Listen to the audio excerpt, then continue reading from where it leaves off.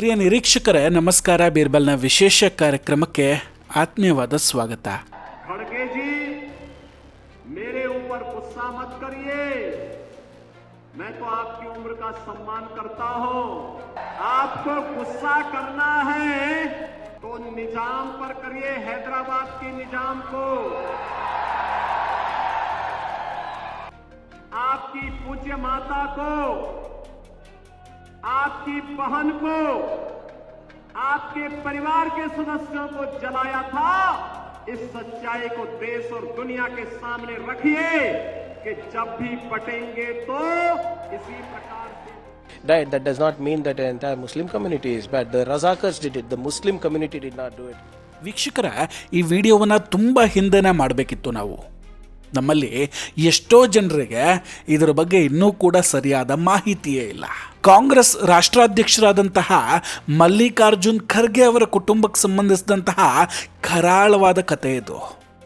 ಇವತ್ತು ಯಾರ ಪರ ವಹಿಸಿಕೊಂಡು ಖರ್ಗೆ ಅವರು ರಾಜಕೀಯ ಮಾಡ್ತಿದ್ದಾರೋ ಅದೇ ಕಮ್ಯುನಿಟಿಯವರಿಂದ ಖರ್ಗೆ ಅವರು ತನ್ನ ಹೆತ್ತ ತಾಯಿ ಹಾಗೂ ಒಡ ಹುಟ್ಟಿದವರನ್ನು ಕಳೆದುಕೊಂಡಿದ್ರು. ಖರ್ಗೆ ಕುಟುಂಬದ ಆ ಭಯಾನಕ ಕತೆ ಏನು ಹಾಗಾದ್ರೆ? ಹೆತ್ತ ತಾಯಿ ಹಾಗೂ ಸಹೋದರಿಯನ್ನ ಕೊಂದವರು ಯಾರು? ಇದೆಲ್ಲ ಕೇಳಿದ ಮೇಲೆ ಪ್ರಿಯಾಂಕ್ ಖರ್ಗೆ ಅವರು ಗಾಂಧಿ ಕುಟುಂಬವನ್ನ ವಿರೋಧ ಮಾಡೋದಕ್ಕೆ ಶುರು ಮಾಡ್ತಾರ. ಇದೆಲ್ಲದ್ರ ಬಗ್ಗೆ ಡಿಟೇಲ್ ಆಗಿ ಹೇಳ್ತಾ ಹೋಗ್ತೀನಿ. ವಿಡಿಯೋವನ್ನು ಕೊನೆವರೆಗೂ ಕೂಡ ಮಿಸ್ ಮಾಡದೆ ನೋಡಿ.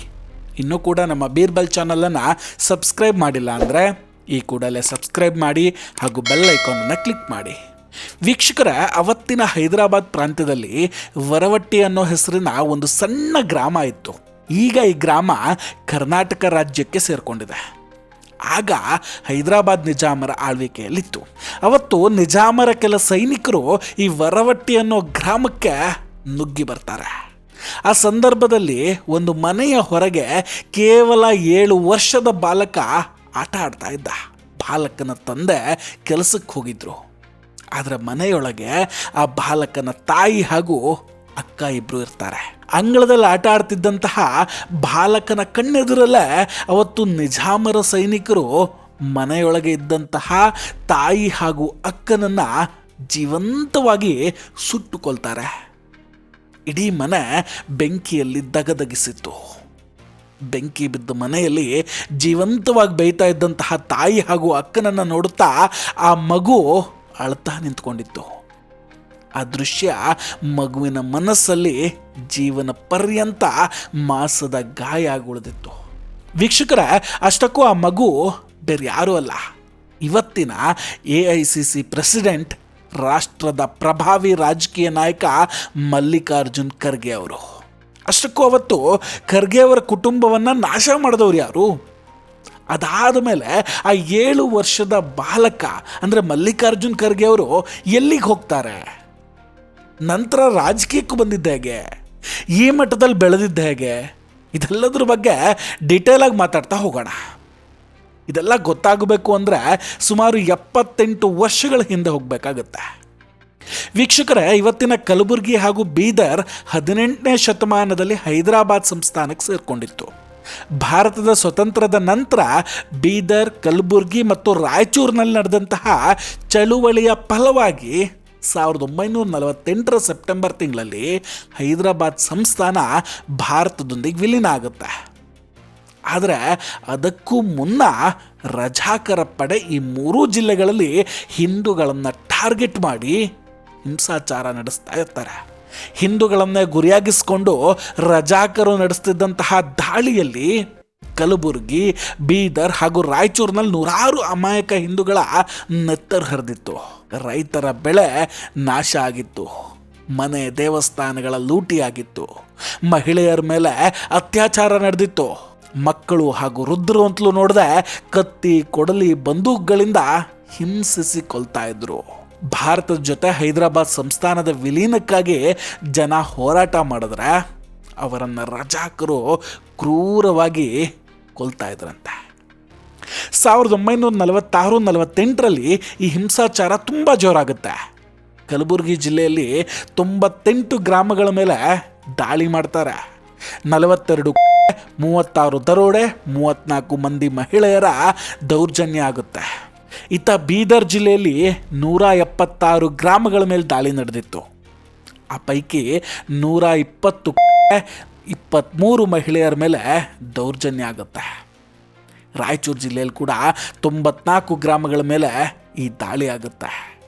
ಅದರಲ್ಲಿ 25 ಮಂದಿಯ ಮಾರಣ ಹೋಮ ನಡೆದಿತ್ತು. 63 ಮಹಿಳೆಯರ ಮೇಲೆ ದೌರ್ಜನ್ಯ ನಡೆಸಿದ್ದ ಬಗ್ಗೆ ಈ ಇತಿಹಾಸಕಾರರು ಉಲ್ಲೇಖಿಸ್ತಾರೆ.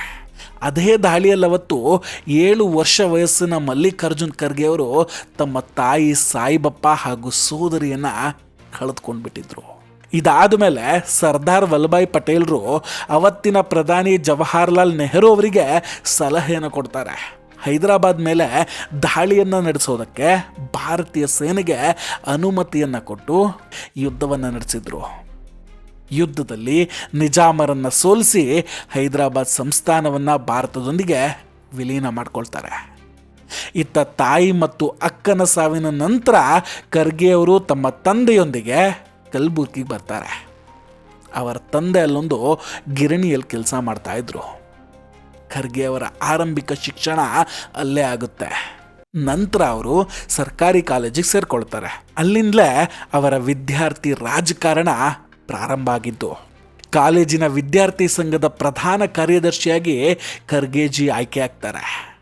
ಅದೇ ಟೈಮಲ್ಲಿ ಕಾರ್ಮಿಕ ಸಂಘಟನೆಗಳಲ್ಲೂ ಆಕ್ಟಿವ್ ಆಗಿದ್ರು. ಜೊತೆಗೆ ಸಂಯುಕ್ತ ಮಜ್ದೂರ್ ಸಂಘದ ಪ್ರಭಾವಿ ನಾಯಕನ ಗುರುತಿಸ್ಕೊಳ್ತಾರೆ. ಹೀಗಿದ್ದ ಖರ್ಗೆ ಅವರು ನಂತರ ರಾಜಕೀಯಕ್ಕೆ ಎಂಟ್ರಿ ಆಗೋದಕ್ಕೆ ಕಾರಣ ದೇವರಾಜ್ ಅರಸು. 1969ರಲ್ಲಿ ಕಾಂಗ್ರೆಸ್ ಪಕ್ಷದಲ್ಲಿ ದೊಡ್ಡ ವಿಭಜನೆ ಆಗುತ್ತೆ. ಆಗ ಕರ್ನಾಟಕದಲ್ಲಿ ಪ್ರಭಾವಿ ನಾಯಕರಾಗಿದ್ದ ದೇವರಾಜ್ ಅರಸು ಅವರ ಕಣ್ಣು ಈ ಯುವ ನಾಯಕ ಖರ್ಗೆ ಅವರ ಮೇಲೆ ಬೀಳುತ್ತೆ. ನಂತರ 1972ರಲ್ಲಿ ಕೇವಲ 27ನೇ ವಯಸ್ಸಿನಲ್ಲಿ ಖರ್ಗೆ ಅವರಿಗೆ ಮೊದಲ ಬಾರಿಗೆ ಶಾಸಕ ಸ್ಥಾನಕ್ಕೆ ಸ್ಪರ್ಧಿಸೋದಕ್ಕೆ ಕಾಂಗ್ರೆಸ್ ಟಿಕೆಟ್ ಕೊಡುತ್ತೆ. ಇಂದಿರಾ ಗಾಂಧಿಯವರ ನಾಯಕತ್ವದ ಕಾಂಗ್ರೆಸ್ನಿಂದ ಮೊದಲ ಬಾರಿಗೆ ಖರ್ಗೆ ಅವರು ಶಾಸಕರಾಗಿ ಆಯ್ಕೆ ಆಗ್ತಾರೆ. ದೇವರಾಜ್ ಅರಸು ಅವರು ಮುಖ್ಯಮಂತ್ರಿಯಾದಾಗ ಖರ್ಗೆ ಅವರನ್ನು ತಮ್ಮ ಸಚಿವ ಸಂಪುಟಕ್ಕೆ ಸೇರಿಸಿಕೊಂಡಿದ್ರು. ನಂತರ ಗುರುಮಿಟ್ ಕ್ಷೇತ್ರದಿಂದ ಶಾಸಕರಾಗಿದ್ದ ಖರ್ಗೆ ಅವರು ಸತತವಾಗಿ 9 ಬಾರಿಯಲ್ಲಿ ಆಯ್ಕೆಯಾಗ್ತಾರೆ. ಖರ್ಗೆ ಅವರು ಕರ್ನಾಟಕದ ವಿವಿಧ ಕಾಂಗ್ರೆಸ್ ಸರ್ಕಾರಗಳಲ್ಲಿ ಸಚಿವರಾಗಿ ಸೇವೆ ಸಲ್ಲಿಸಿದ್ದಾರೆ. S Bangarappa, Veerappa Moily, S M. ಕೃಷ್ಣ ಮತ್ತು ಧರಮ್ ಸಿಂಗ್ ಅವರ ಸಚಿವ ಸಂಪುಟಗಳಲ್ಲಿ ಪ್ರಮುಖ ಖಾತೆಯನ್ನು ನಿಭಾಯಿಸಿದ್ದಾರೆ.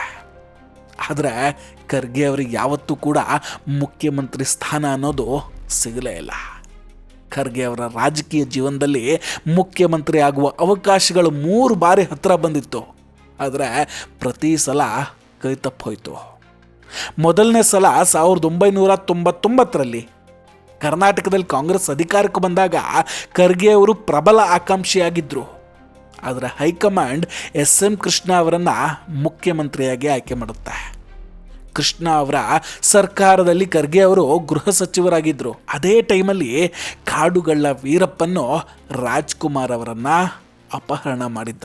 2004ರಲ್ಲಿ ಕಾಂಗ್ರೆಸ್ ಮತ್ತು JDS ಸಮ್ಮಿಶ್ರ ಸರ್ಕಾರ ರಚನೆ ಆದಾಗಲೂ ಖರ್ಗೆ ಅವರ ಹೆಸರು ಮುಂಚೂಣಿಯಲ್ಲಿತ್ತು. ಆದರೆ ಅಂತಿಮ ಕ್ಷಣದಲ್ಲಿ ಅವರ ಸ್ನೇಹಿತ ಮತ್ತು ರಾಜಕೀಯ ಪ್ರತಿಸ್ಪರ್ಧಿ ಧರಮ್ ಸಿಂಗ್ ಅವರು ಮುಖ್ಯಮಂತ್ರಿ ಆಗಿಬಿಡ್ತಾರೆ. ಧರಮ್ ಸಿಂಗ್ ಖರ್ಗೆ ಅವರಿಗಿಂತ ಜೂನಿಯರ್ ಕೂಡ ಹೌದು. ಬಳಿಕ 2013ರಲ್ಲಿ ಕರ್ನಾಟಕದಲ್ಲಿ ಕಾಂಗ್ರೆಸ್ ಮತ್ತೆ ಅಧಿಕಾರಕ್ಕೆ ಬಂದಾಗ ಖರ್ಗೆ ಅವರ ಹೆಸರು ಮತ್ತೊಮ್ಮೆ ಮುಖ್ಯಮಂತ್ರಿ ಸ್ಥಾನಕ್ಕೆ ಕೇಳಿಬರುತ್ತೆ.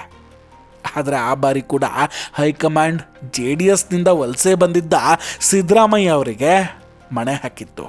ಖರ್ಗೆ ಅವರಿಗೆ ಕೇಂದ್ರದಲ್ಲಿ ರೈಲ್ವೆ ಸಚಿವ ಸ್ಥಾನವನ್ನು ನೀಡಿ ಮನವೊಲಿಸಿತ್ತು. ಇದಾದ ಮೇಲೆ ಈಗಲೂ ಕೂಡ ಖರ್ಗೆ ಅವರ ಮುಖ್ಯಮಂತ್ರಿ ಸ್ಥಾನಗಳ ಬಗ್ಗೆ ಚರ್ಚೆ ನಡೀತಾನೆ ಇರುತ್ತೆ.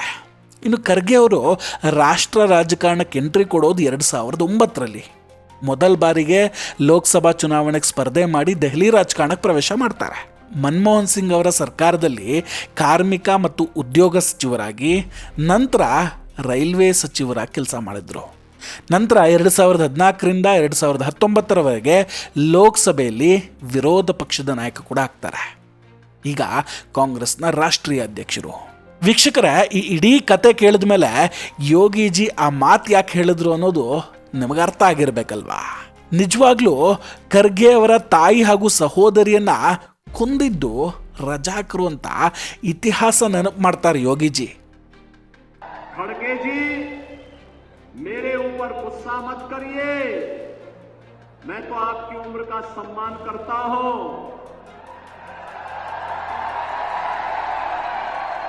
आपको गुस्सा करना है तो निजाम पर करिए, हैदराबाद के निजाम को. जिस हैदराबाद के निजाम के रजाकारों ने आपके गांव को जलाया था, हिंदुओं की निर्मम हत्या की थी, आपकी पूज्य माता को, आपकी बहन को, आपके परिवार के सदस्यों को जलाया था. इस सच्चाई को देश और दुनिया के सामने रखिए कि जब भी पटेंगे तो इसी प्रकार से निर्ममता से पटेंगे. ये सच्चाई रखिए. आप वोट बैंक के लिए इस सच्चाई को देश के सामने रखने से कोताही कर रहे हैं, देश के साथ धोखा आप कर रहे हैं. मैं तो एक योगी हूं, मैंने तो एक ही बात सीखी है, हर काम देश के नाम. मेरे लिए तो अपना देश और अपना सनातन धर्म से बढ़कर के कुछ भी नहीं हो सकता. लेकिन आपको कम से कम सच्चाई वो रखनी चाहिए जो देश की आजादी के तत्काल बाद निजाम के रजाकारों ने, उनके गुंडों ने उस समय हिंदू जनता पर हैदराबाद रियासत के अंदर किया था. आप इस सच्चाई को छुपाने का काम कर रहे हैं और सच्चाई छुपती नहीं है, वह तो सामने आ ही जाती है. और सच्चाई यही थी कि निजाम के अत्याचारों पर आप पर्दा डालने का काम कर रहे हैं. ಈಗ ಹೇಳಿ, ಪ್ರಿಯಾಂಕ್ ಖರ್ಗೆ ಅವರು ಈಗ ಹೋರಾಟ ಮಾಡಬೇಕಾಗಿರೋದು ಯಾರ ವಿರುದ್ಧ? ಅವರ ಅಜ್ಜಿ ಹಾಗೂ ಅತ್ತೆಯನ್ನ ಕೊಂದ ಸಮುದಾಯದ ವಿರುದ್ಧವೋ ಅಥವಾ RSS ವಿರುದ್ಧವೋ? ನಿಜಕ್ಕೂ ಅವರಿಗೆ ಅನ್ಯಾಯ ಆಗಿರೋದು ಒಂದು ಸಮುದಾಯದಿಂದ. ಆದರೆ ದುರಂತ ನೋಡಿ, ಇವತ್ತು ಅದೇ ಸಮುದಾಯದ ಮೇಲೆ ಇವರಿಗೆ ಸಿಕ್ಕಾಪಟ್ಟೆ ಪ್ರೀತಿ. ಮಲ್ಲಿಕಾರ್ಜುನ್ ಖರ್ಗೆ ಅವರು ಮುಖ್ಯಮಂತ್ರಿ ಆಗೋದನ್ನು ತಡೆದಿದ್ಯಾರು? ಯೋಗ್ಯತೆ ಅರ್ಹತೆ ಇದ್ರೂ ಕೂಡ ಅವರಿಗೆ CM ಮಾಡಲಿಲ್ಲ. ಇದಕ್ಕೆ ಕಾರಣ ಯಾರು? ಇವತ್ತು ಯಾರಿಗೆ ನಿಷ್ಠೆ ತೋರ್ತಾ ಇದ್ದಾರೋ ಅದೇ ಕುಟುಂಬ ಅವತ್ತು ಖರ್ಗೆ ಅವರನ್ನ CM ಮಾಡಲಿಲ್ಲ. ವೀಕ್ಷಕರೇ, ಈಗ ನಿಮಗೆ ದಲಿತ ನಾಯಕ ಖರ್ಗೆ ಅವರ ಕುಟುಂಬಕ್ಕೆ ಯಾರಿಂದ ಅನ್ಯಾಯ ಆಗಿದ್ದು ಅನ್ನೋದು ಅರ್ಥ ಆಗಿದೆ ಅಂದ್ಕೊಳ್ತೀನಿ. ಅರ್ಥ ಆಗಿದ್ದರೆ ದಯವಿಟ್ಟು ಕಮೆಂಟ್ ಮಾಡಿ ತಿಳಿಸಿ. ನಾವು ಕೊಟ್ಟಂತಹ ಮಾಹಿತಿಗಳು ನಿಮಗಿಷ್ಟ ಆಗಿದ್ದರೆ ವಿಡಿಯೋವನ್ನು ಲೈಕ್ ಮಾಡಿ ಹಾಗೂ ಶೇರ್ ಮಾಡಿ. ಇನ್ನೂ ಕೂಡ ನಮ್ಮ ಬೀರ್ಬಲ್ ಚಾನಲನ್ನು ಸಬ್ಸ್ಕ್ರೈಬ್ ಮಾಡಿಲ್ಲ ಅಂದರೆ ಈ ಕೂಡಲೇ ಸಬ್ಸ್ಕ್ರೈಬ್ ಮಾಡಿ ಹಾಗೂ ಬೆಲ್ ಐಕಾನನ್ನು ಕ್ಲಿಕ್ ಮಾಡಿ.